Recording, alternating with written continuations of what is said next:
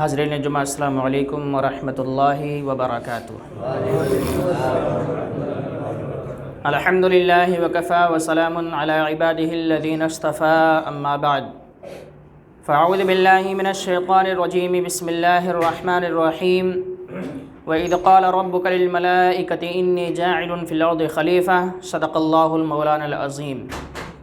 وبلغنا رسولہ النبی الامین المختار الکریم، ونحن على ذلك لمن الشاہدین والشاکرین، والحمد للہ رب العالمین۔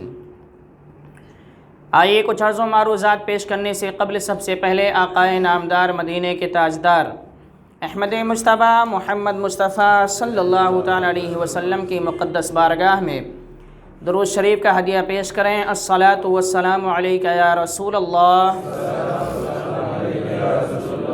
الصلاۃ والسلام علیک یا حبیب اللہ، الصلاۃ والسلام علیک یا نور اللہ، صلی اللہ تعالی علیہ وسلم۔ میرے پیارے آقا صلی اللہ تعالی علیہ وسلم کے پیارے دیوانوں، گزشتہ جمعہ ہم نے آپ کے سامنے نبی اور رسول میں کیا فرق ہوتا ہے، انبیاء اور رسول کس لیے دنیا میں تشریف لائے، کیا مقصد تھا، کون سا کام لے کر آئے، کون سا پیغام لے کر آئے، اور انبیاء کا مقام کیا ہوتا ہے، نبی کون ہو سکتا ہے، ان ساری چیزوں کے بارے میں گفتگو ہوئی تھی۔ نبیوں میں اگر اس کی لسٹ دیکھی جائے تو سب سے پہلے اس دنیا میں تشریف لانے والے جناب آدم علیہ السلام ہیں۔ اللہ رب العزت نے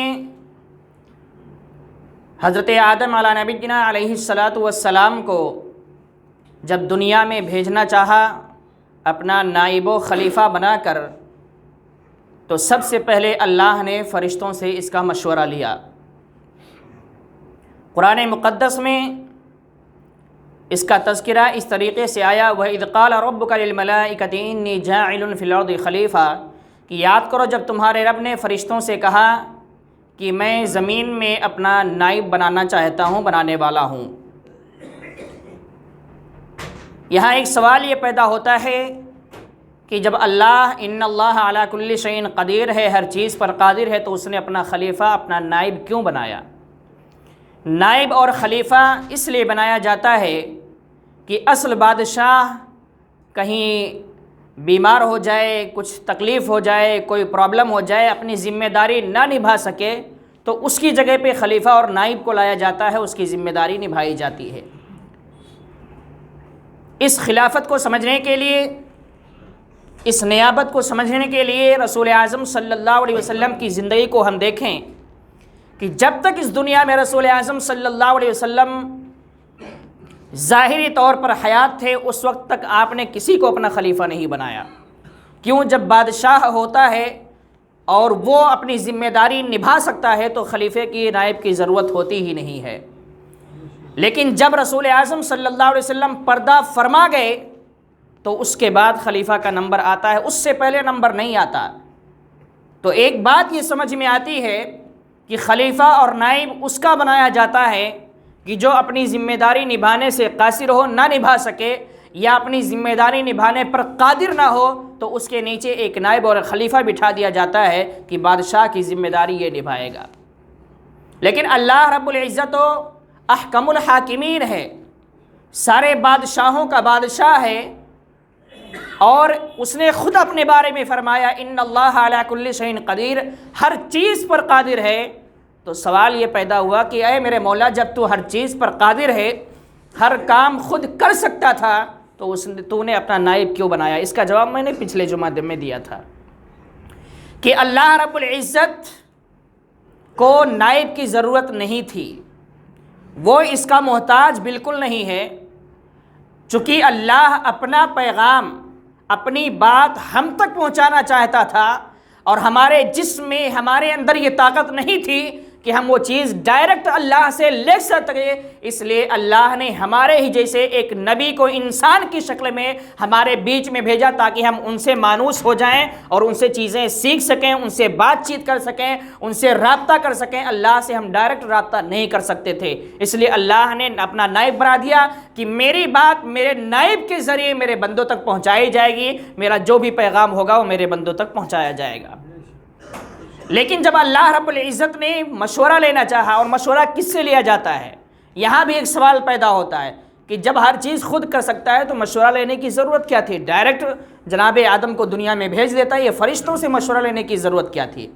تو آپ یاد رکھیں کہ مشورہ جس سے لیا جاتا ہے اس کی تعظیم بتانا مقصود ہوتا ہے، اور جس کے بارے میں مشورہ لیا جاتا ہے اس کی بھی عظمت بتانا مقصود ہوتی ہے۔ مثال کے طور پر ہم جس سے مشورہ لیتے ہیں تو ہمارے نزدیک وہ انسان عزت والا ہوتا ہے، احترام والا ہوتا ہے، تقوی پرہیزگار والا ہوتا ہے، تو اس سے مشورہ لیا جاتا ہے۔ ہر ایرے گہرے نتھو خیرے سے مشورہ نہیں لیا جاتا ہے۔ تو فرشتوں سے اللہ نے مشورہ لیا اس لیے تاکہ لوگوں کو پتہ چل جائے بعد میں کہ فرشتوں کی عظمت کیا ہے، ان کا مقام کیا ہے۔ اور فرشتوں سے جناب آدم کے بارے میں اور نائب کے بارے میں مشورہ اس لیے لیا تاکہ فرشتوں کو پتہ چل جائے کہ اللہ کا جو نائب آنے والا ہے اس کا مقام اللہ کے نزدیک کیا ہے، اس لیے اللہ نے فرشتوں سے مشورہ لیا۔ لیکن فرشتوں نے کیا کہا تھا؟ قالوا اتجعل فیها من یفسد فیها ویسفک الدماء، اے اللہ کیا تو ایسے لوگ انسان کو بنائے گا جو زمین میں فساد مچائے اور خوریزیاں کرے، خون خرابہ کرے؟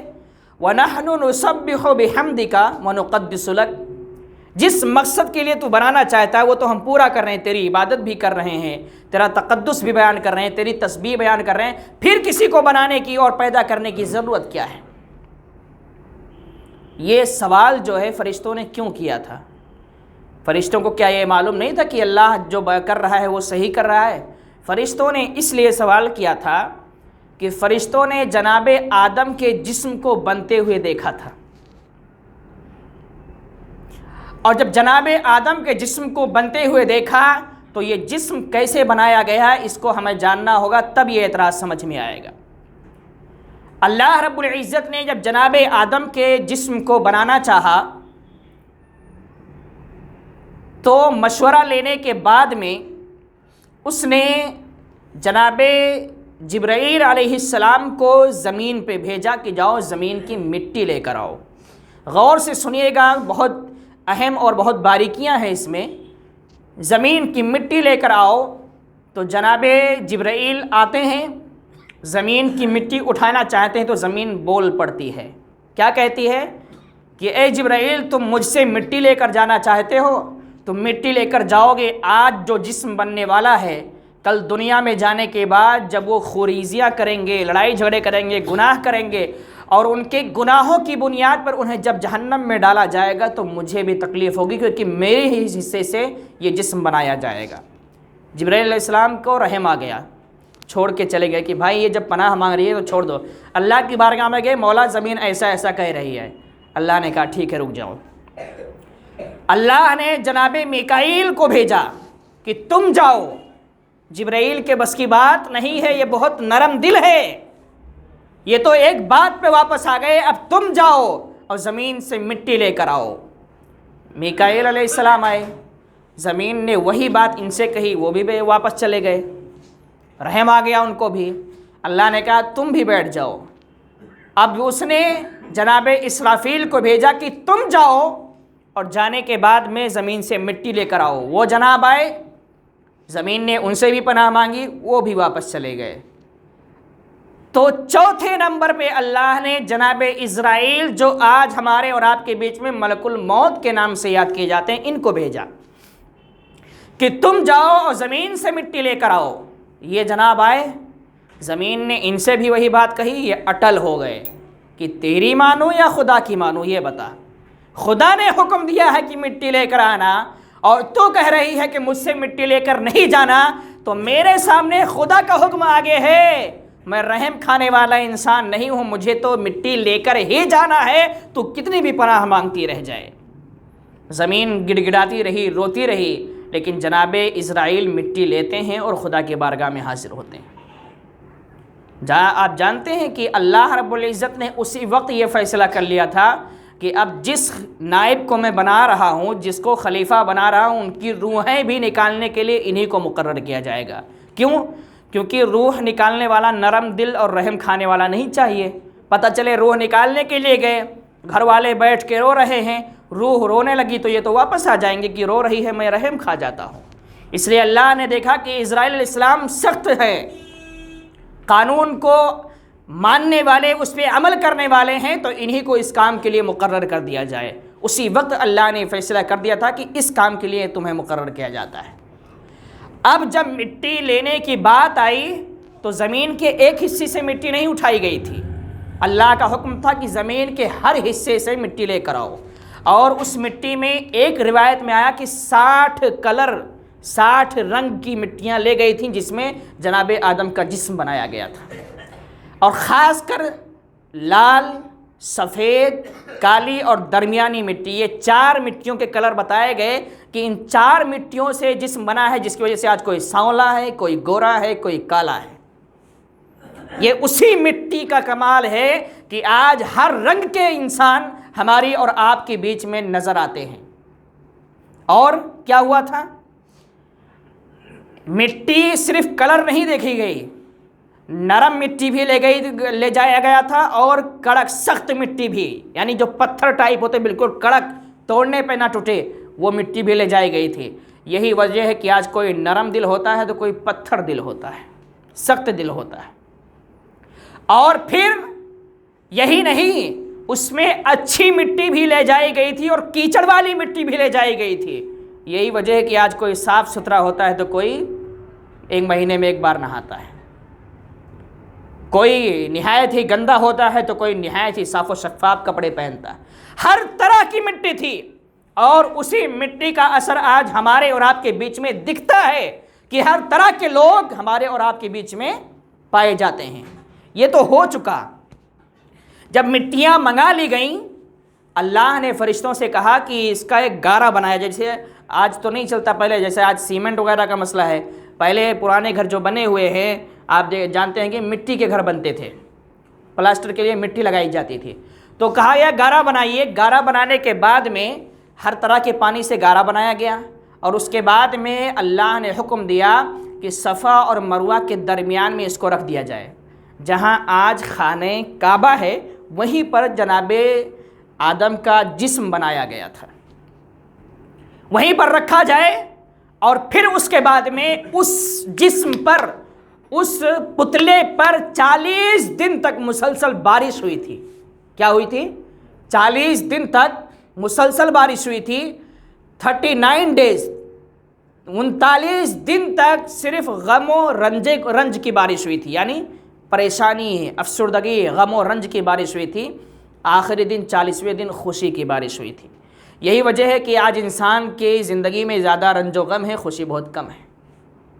اکثر لوگ پریشان رہتے ہیں، اکثر لوگ رنج و غم کے عالم میں رہتے ہیں، خوش بہت کم ہوتے ہیں۔ اب بیچارے خوش بھی ہیں پیسے سے تو نیند کی گولی کھا کے سو رہے ہیں، نیند ہی نہیں آ رہی ہے۔ تو کہیں نہ کہیں ہماری زندگی میں رنج اور غم پڑا ہی رہتا ہے۔ ہم خوشحال تو دکھانے کی کوشش کرتے ہیں، لیکن تڑپ رہتی ہے کہ 1 لاکھ آج کمایا تو کل 1.5 پورا کرنا، یہ بھی ایک غم ہی ہے، یہ ایک تڑپ ہی ہے۔ تو 39 دن تک اس جسم پر غم و رنج کی بارش ہوتی ہے، اور 40ویں دن صرف خوشی کی بارش ہوتی ہے۔ یہی وجہ ہے کہ آج ہمارے اور آپ کے جسم کے، ہمارے زندگی میں رنج و غم زیادہ ہے۔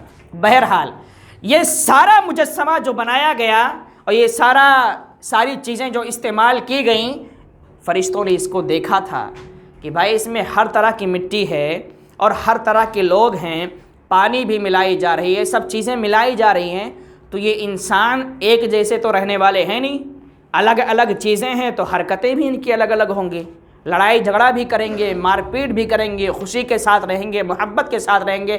یہ چیزیں دیکھ کر ہی فرشتوں نے اعتراض کیا تھا کہ اے اللہ، کیا تو ایسا انسان بنانا چاہتا ہے جو زمین میں جا کے فساد کرے، لڑائی جھگڑے کرے؟ مت بنا، ہم تو تیری عبادت کرنے کے لیے کافی ہیں، پھر کیا ضرورت ہے؟ تو اللہ نے کہا تھا قال انی اعلم ما لا تعلمون، کہ جو میں جانتا ہوں وہ تم نہیں جانتے ہو۔ میں جس لیے بنا رہا ہوں وہ تمہیں پتہ نہیں ہے، اس لیے تمہارا یہ اعتراض کرنا درست نہیں ہے۔ جناب آدم کا جسم پاک بنایا گیا اور روح جب ڈالی جانے لگی تو کیا ہوا تھا پتہ ہے آپ کو؟ یہ روح بھی پناہ مانگ رہی تھی۔ اس روح کو بھی پتہ تھا کہ جس قالب میں، جس پتلے میں مجھے ڈالا جا رہا ہے، یہ پتلا خاموش بیٹھنے والا نہیں، یہ لڑائی جھگڑے والا پتلا ہے، یہ خوریزیاں کرنے والا پتلا ہے۔ روح کو جب جسم میں ڈالا جانے لگا، اللہ کی طرف سے حکم آیا تو جسم میں جانے سے پہلے روح ٹھہر جاتی ہے۔ روح کے اندر وہ طاقت ہی نہیں تھی کہ وہ جسم میں داخل ہو پائے۔ تو اللہ نے روح کو داخل کرنے کے لیے سب سے پہلے اس پتلے کے اندر نور مصطفیٰ کو داخل کیا تھا کہ جب نور مصطفیٰ آ جائے، اس کی روشنی پھیل جائے گی تو روح کو داخل ہونے میں آرام اور سکون ملے گا، کوئی تکلیف نہیں ہوگی۔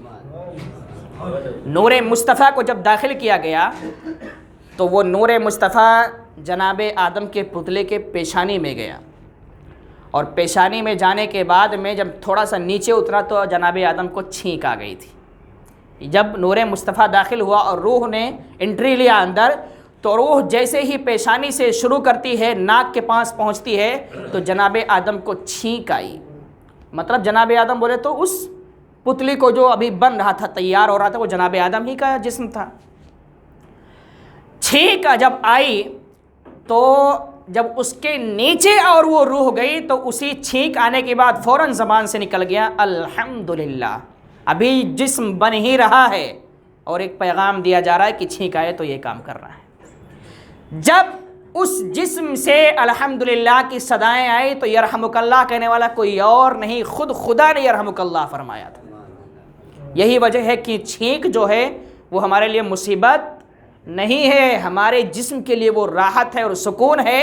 اور جب چھینک آئے تو کر کے پھر اس کے بعد ناک نہیں پہنچنا ہے، اللہ کی تعریف بیان کرنا ہے۔ کیا کرنا ہے؟ چھینک آئے تو کیا کرنا ہے؟ مصیبت نہیں سمجھنا ہے کہ سردی ہو گئی، اللہ کی تعریف بیان کرنا ہے، اور یہ اللہ کی تعریف بیان کرنا جناب آدم کی سنت ہے۔ اور جو کوئی اللہ کی تعریف الحمدللہ کہتے ہوئے سنے، وہ اللہ کی سنت پر عمل کرتے ہوئے کیا کہے گا؟ یرحمک اللہ کہے گا۔ یہ چھینک ہمارے لیے بہت بڑی راحت ہے، ہمارے جسم کے لیے بہت بڑی راحت ہے۔ تو بہرحال یہ جسم کا حصہ ہے، بن رہا ہے۔ بہرحال اب یہ روح جو ہے جسم کے اندر داخل ہوئی، چہرے سے نیچے اترا، منہ کے نیچے جب اترا، پیٹ کے پاس گیا تو یہ پیٹ حرکتیں کرنے لگی۔ مطلب جب کمر کے پاس وہ روح پہنچتی ہے تو وہ جسم اٹھنا چاہتا ہے، لیکن جیسے ہی اٹھنا چاہا پھر زمین پہ گر گیا۔ کیوں گرا تھا؟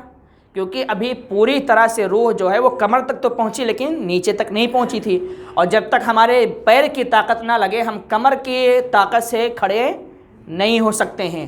تو وہ روح جسم جو ہے وہ زمین پر پھر سے لیٹ گئی، اور اس کے بعد جب روح مکمل طریقے سے جسم میں داخل ہو گئی تو جسم کھڑے ہو گیا، فوراً کھڑے ہو گیا، کسی کو کھڑے کرنے کی ضرورت نہیں پڑی۔ میرے عزیز دوستوں اور بزرگوں، اس طریقے سے جناب آدم کے جسم کو بنایا گیا، اور وہی جسم ہمارا بھی جسم تھا، اسی جسم میں ہم بھی شامل تھے، اسی روح میں ہم بھی شامل تھے۔ گویا آپ یہ کہہ سکتے ہیں کہ ہمارا مجسمہ اس طریقے سے بنایا گیا ہے۔ یہی وجہ ہے کہ آج ہم ہر طرح کے کام کرتے ہیں، جھوٹ بھی بولتے ہیں، سچ بھی بولتے ہیں، غیبت بھی کرتے ہیں، گالی بھی دیتے ہیں، ہر طرح، لیکن یہ کمال نہیں ہے۔ یہ اتنا بڑا بھیانک ہے کہ زمین نے جو پناہ مانگی تھی نا کہ میرے حصے سے مت لے جاؤ ورنہ یہ گناہ کریں گے، اور گناہ کی بنیاد پر جب یہ جہنم میں ڈالے جائیں گے تو تکلیف مجھے بھی ہوگی۔ اب آپ سوچو، وہ زمین ہم سے پناہ مانگ رہی ہے، زمین رو رہی ہے کہ یہ انسان جو بنائے جائیں گے یہ گناہ کریں گے، اس لیے میرے حصے کی مٹی ان کے جسم میں نہ داخل کی جائے۔ اب جب زمین ہم سے پناہ مانگ رہی ہے تو اور کسی کو پناہ مانگنے کی ضرورت کیا ہے؟ ہم کیا کریں؟ ہمارا ہر کام آج گناہوں میں گزر رہا ہے، ہماری زبان سے کوئی چیز نکل رہی ہے تو جھوٹ گالی کے علاوہ کچھ نہیں، غیبت کے علاوہ کچھ نہیں۔ ہمارا کاروبار ہے تو جھوٹ کے بغیر ہم پیسہ نہیں کما سکتے، سود کا کاروبار کرتے ہیں، سینہ پھولا ہوا ہے، کہ ہم دبا کے پیسہ کما رہے ہیں، یہ ساری برائیاں ہمارے اندر ہیں۔ اور آپ کو بتاؤں ان برائیوں کی جڑ، یہ برائیاں کیوں ہمارے اندر ہیں، کیوں ہمارا دل تڑپتا نہیں ہے، کیوں ہمارا دل گناہ کرنے سے رکتا نہیں ہے، ہم گناہ کرتے جاتے ہیں ہمارا دل خوش ہوتا چلا جاتا ہے، کیوں ایسا؟ اس لیے کہ ہمارے دل میں کہیں نہ کہیں جو نبی کی محبت ہونی چاہیے وہ محبت کم ہو گئی ہے۔ اگر محمد عربی صلی اللہ علیہ وسلم کی سچی محبت ہمارے دل میں ہوتی تو یقیناً ہم گناہ سے دور ہوتے چلے جاتے، کیونکہ جس دل میں نبی کی محبت بیٹھتی ہے نا، اس دل میں کبھی بھی برائی آ ہی نہیں سکتی ہے۔ جس زبان پر نبی کا نام آتا ہو، نبی کا درود سجتا ہو، اس زبان پر کبھی جھوٹ، غیبت، چغلی اور گالی آ ہی نہیں سکتے۔ اور اگر یہ چیزیں آ رہی ہیں تو پھر یاد رکھ لیجئے کہ ہمارا دل جو ہے نا وہ گناہوں سے کالا ہو چکا ہے، ہمیں نور مصطفیٰ سے اس کو بھرنا پڑے گا، اس کالے دھبے کو، کالے نشان کو صاف کرنا پڑے گا، نور مصطفیٰ سے اس کو روشن کرنا پڑے گا، تب جا کے ہم گناہوں سے، برائیوں سے رک سکتے ہیں۔ اور اس دل کو، جو ہمارا دل گناہوں سے کالا ہو جاتا ہے، اس کو صاف کرنے کے لیے سب سے بہترین وظیفہ، سب سے بہترین طریقہ، سب سے بہترین راستہ قرآن مقدس کی تلاوت کو بتایا گیا۔ لیکن افسوس کے ساتھ کہنا پڑتا ہے کہ 90% کو تو قرآن آتا ہی نہیں ہے پڑھنے، دل کو صاف کیسے کریں گے؟ اور جب دل صاف ہوگا نہیں تو گناہ سے، جب دل صاف ہوگا نہیں تو دل جو ہے وہ ہمیشہ گناہوں کی دعوت دے گا، گناہ کی طرف ہی ہمارا دل مائل ہوگا۔ اس لیے میرے عزیزو، نبی کی سچی محبت کو اپنے دل میں بٹھاؤ، قرآن سے قریب ہو جاؤ، مسجدوں سے قریب ہو جاؤ، نماز کی پابندی کرو، اپنے دلوں کو صاف کرو۔ اللہ ہمارے دلوں کو موڑنے والا ہے، اللہ ہمارے دلوں کو صاف کرنے والا ہے۔ اللہ رب العزت کی بارگاہ میں دعا ہے کہ پروردگار عالم ہم سب کو، آپ کو نبی کریم صلی اللہ علیہ وسلم سے سچی پکی محبت کی توفیق عطا فرمائے۔ ایک اعلان بغور سماعت کر لے۔ آل انڈیا سنی جمعیت العلماء ممبئی کے زیر اہتمام سرزمین ممبئی پر ایک روزہ آل مہاراشٹر تنظیم اہل سنت اصلاح معاشرہ کانفرنس بتاریخ 16 جمادی الاولیٰ 11 دسمبر 2022 بروز اتوار بوقت صبح 10 بجے سے 1 بجے تک یہ مقام سنی مسجد بلال عیدگاہ میدان چھوٹا سونا پور یہاں پر منایا جا رہا ہے۔ آپ حضرات سے گزارش کی جاتی ہے کہ اس میں شرکت فرمائیں، چونکہ یہ جو چیز ہے اس میں بڑے بڑے علماء کرام تشریف لا رہے ہیں اور ہماری زندگی کے حالات، ہمارے کچھ معاملات کے لیے یہ پروگرام کیا جا رہا ہے۔ دوسرا اعلان خصوصی طور پر آپ سب کے لیے ہے کہ 14 دسمبر بروز بدھ بعد نماز مغرب تا رات 10 بجے نتیا نند نگر SRA بلڈنگ کے پاس ایک سنی دعوت اسلامی کا پروگرام ہو رہا ہے، جس میں امیر سنی دعوت اسلامی داعی کبیر خلیفہ حضور مفتی اعظم ہند حضرت علامہ مولانا محمد شاکر علی نوری صاحب تشریف لا رہے ہیں خطابت کے لیے۔ آپ حضرات سے گزارش کی جاتی ہے کہ اس تاریخ کو یاد رکھیں، 14 دسمبر رات مغرب کی بعد سے لے کر رات 10 بجے تک یہ پروگرام چلے گا۔ آپ حضرات ضرور اس میں شرکت فرمائیں۔ اللہ رب العزت ہم سب کو نیکیوں کی توفیق عطا فرمائے۔ وما علینا الا البلاغ۔ السلام علیکم ورحمۃ اللہ وبرکاتہ۔